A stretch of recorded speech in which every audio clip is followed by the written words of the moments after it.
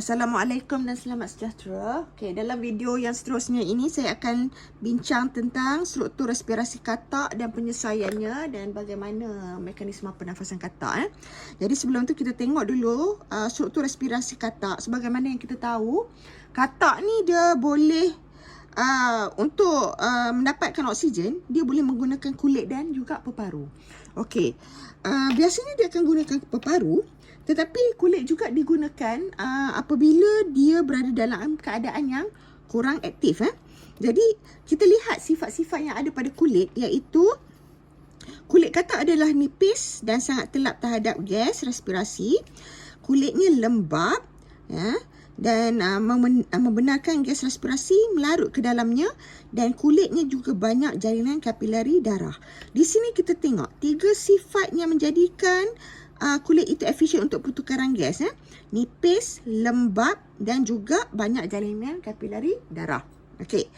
Jadi peparu dia lebih cekap kerana dia juga mempunyai sifat yang keempat, iaitu mempunyai jumlah luas permukaan perisi padu yang besar. Okey, di mana peparu katak ni permukaan dia berlipat-lipat.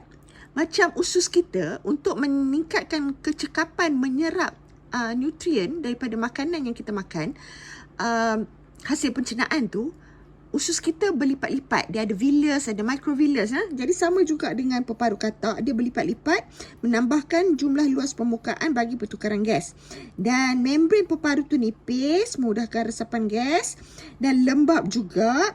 Dan juga peparu juga mempunyai banyak kapilari darah untuk mengangkut gas respirasi dengan lebih cepat. Jadi sememangnya peparu ini memiliki keempat-empat sifat yang meningkatkan efisiensi pertukaran gas. Okey, jadi ini mudah saja. Jadi yang penting sekarang kita nak bincang tentang mekanisme pernafasan. Okey, dari segi mekanisme pernafasan, untuk katak ni dia menggunakan rongga mulut dan peparu. Ini kita nak bincangkan pernafasan yang menggunakan peparu.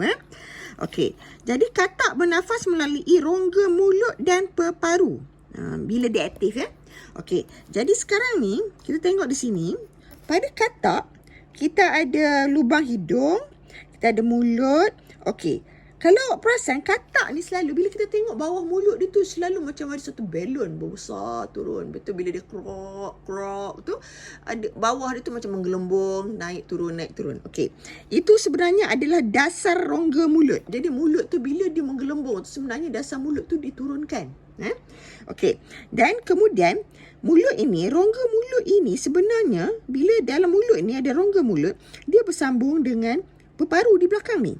Antara rongga mulut dengan peparu ada satu bahagian yang kita panggil glotis. Dan glotis ni macam satu pintu lah antara rongga mulut dengan peparu ini, di mana glotis tu boleh buka, boleh tutup.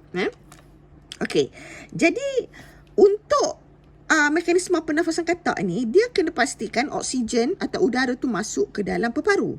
Jadi mekanisme yang pertama adalah dia mesti mampu membawa masuk udara ke dalam mulut dia. Jadi seperti juga ikan, ikan kalau dia nak bawa air masuk ke dalam mulut dia, dia perlu menambahkan isi padu rongga mulut dan juga mengurangkan tekanan dalam mulut. Jadi air boleh masuk ke dalam mulut ikan kerana dalam air tu ada oksigen. Okey, tapi untuk katak, bila katak ini nak menambahkan rongga mulut, isi padu rongga mulut, sama juga seperti ikan, dia akan menurunkan dasar rongga mulut ini ke bawah. Itu sebab awak akan nampak katak kadang-kadang dasar mulutnya ke bawah macam belon besar ke bawah. Itu sebenarnya dia menurunkan dasar rongga mulutnya ke bawah. Jadi isi padu rongga mulutnya akan membesar. Dan pada masa itu, apa yang berlaku juga, mulutnya ditutup. Dan glotis ini ditutup. Jadi apabila rongga mulut ini diturunkan, isi padu rongga mulut ini bertambah dan tekanannya akan berkurang. Oleh itu, udara di luar yang tekanannya lebih tinggi akan masuk ikut lubang hidung. Okey, jadi sekarang ni di dalam rongga mulut yang tekanan rendah itu sudah dimasuki udara melalui rongga hidung. Okey, jadi di sini dikata rongga hidung pula, lubang hidung. Okey. Jadi apabila katak bernafas melalui lubang hidung, mulut dan glotis tutup, dan dasar rongga mulut diturunkan.